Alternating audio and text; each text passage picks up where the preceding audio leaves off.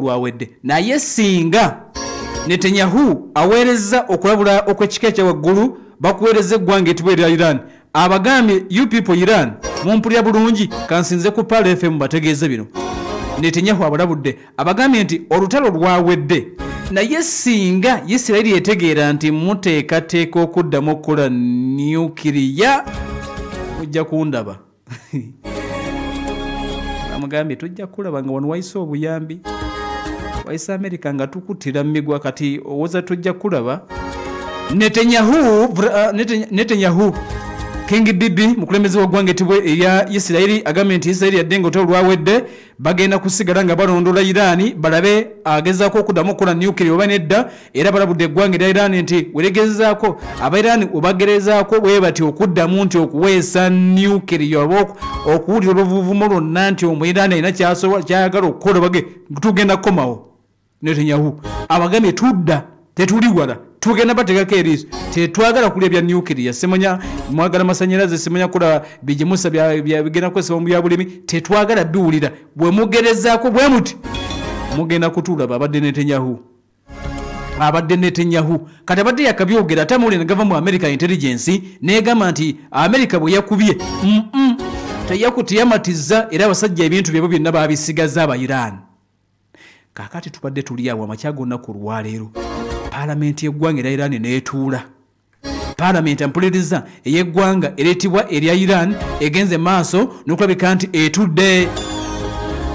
Parliament empuliriza etudde era emaze okulabika nti eronda bamaze okuba nti balonda akalulu kawedde mukutu oguyitibwa Mehr News Agency Parliament ya Iran balonze basuspendinze ekitongole ekya UN ekiyitibwa International Atomic Energy Agency bakigobye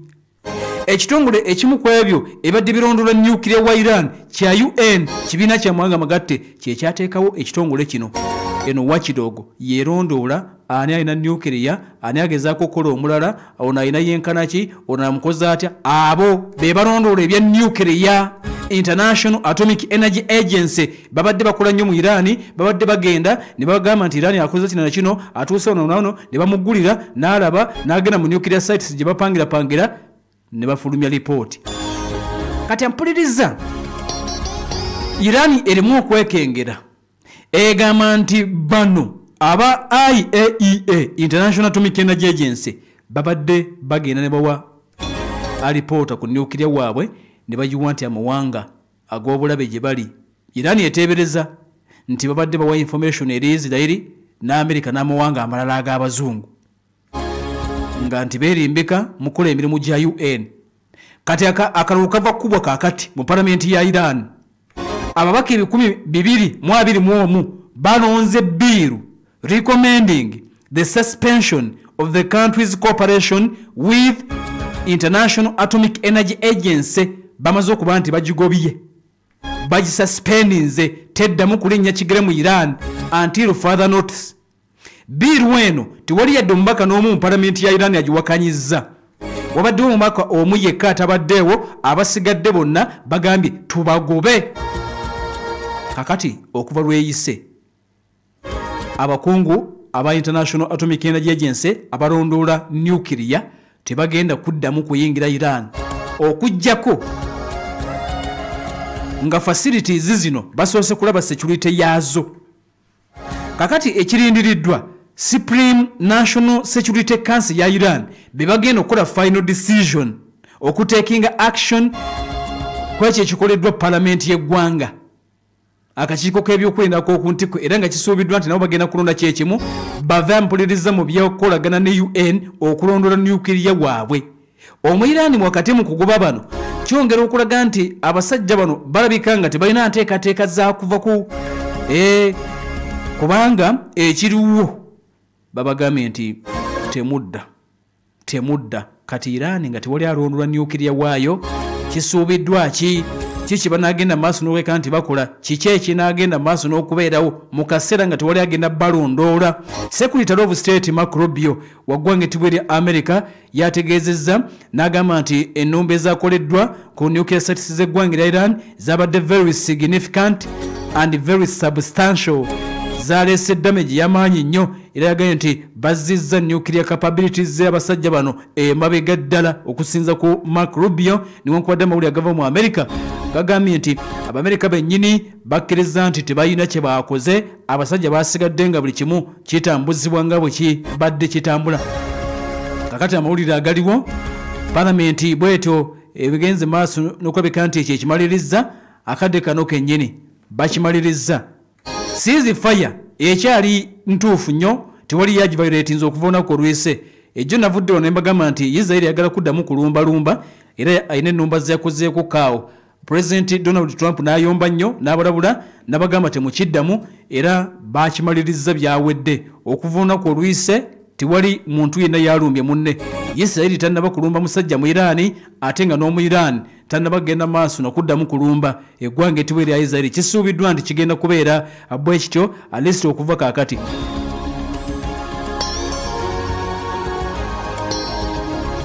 Kakati obusajja abayitibwa Abayisirayiri balina obusungu ebyaddala nga bw'okimanyi nti basajja balungi nnyo mu kulwana balina obusungu. Jjukira nti bakakasizza nti onaku oluyise waliwo abasirikale 7 kati tukutute Gaza biri mu Isirayiri alina obusungu. Waliwo abasirikale 7 ab'eggwanga lya Isirayiri abattiddwa munda mu ggwanga eryo eriyitibwa erya Palestine.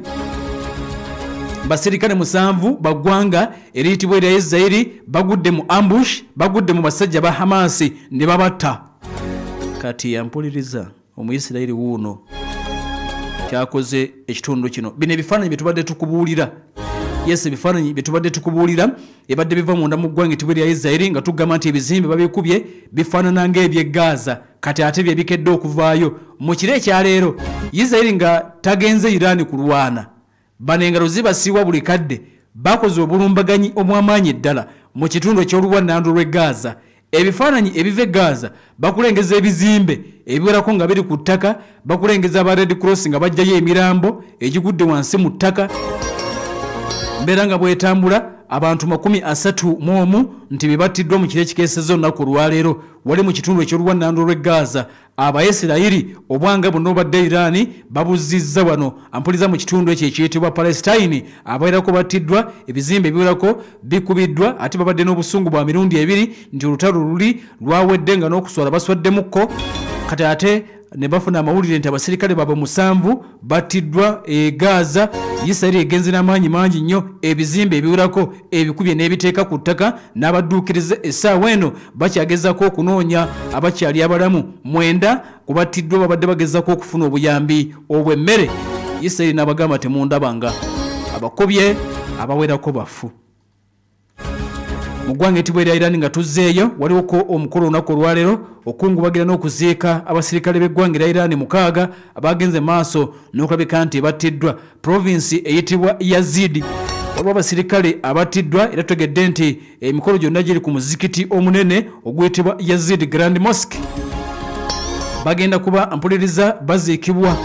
Obulumbaganyi obwo obwagenze maaso n'okulabika nti bwabakoleddwako Abayisirayiri bwebaviiriddeko okulabika nti bafa. Kale nno twegedde nti waliwo abantu bayitirivu ddala abakuŋŋaanidde ku muzikiti ogwo omunene mu provinsi eyitibwa Yazid ogezaako okulaba nti bakungubagira abasirikale ab'eggwanga erya Iran 6 balambirira abagenze maaso n'okulabika nti battiddwa wakati mu bulumbaganyi bwakoleddwa Isirayiri akadde kano kennyini. Naye nga amagambye nti obwanga bwonna akadde kano Isirayiri butunuza munda mu ggwanga etibwa erya Palestine. Era n'ekirala amagambye tulindiridde ekibiina ekyamawanga amagatte bagenda kwogera ki. Iran bamaze okuba nti balonda Abairani bamaze okuba nti balonda mu Parliament bakkiriza okususpendinga enkolagana ya Iran n'ekitongole ekirondoola nuclear ekimanyiddwa nga International Energy Atomic Agency. Bwe batyo bagenze maaso n'okuba nti bakigobye akadde kano kennyini ebintu ge bigenda maaso n'okuleka nti bitambula.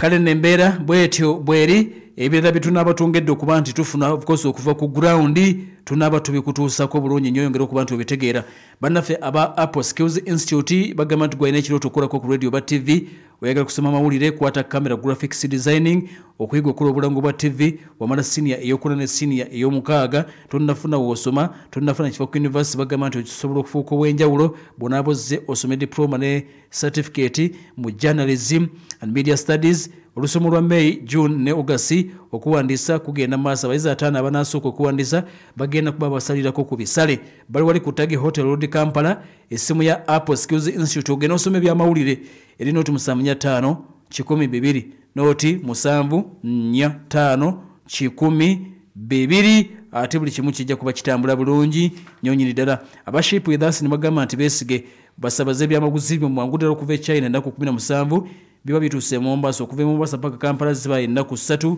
oleta container number obayagala kwegatta ne bando mu koleti wa group gye bakuyamba kuno okweza sente China bakola clearing ne forwarding genda ku Mansa Plaza level 2 room number S17 okulira na Equatorial Mall oba okube ku note musamu OTM nya mukagemu lukaga chenda Moody's Management Services nga buli jjo bali ku kizimbe ekiyitibwa Kamule opposite Bukoto White Flats bakujja ko Swesio Pangisa gwalingo okweyo okukuba n'abapangisa olw'ekizimbe apartment wa Keto Fayo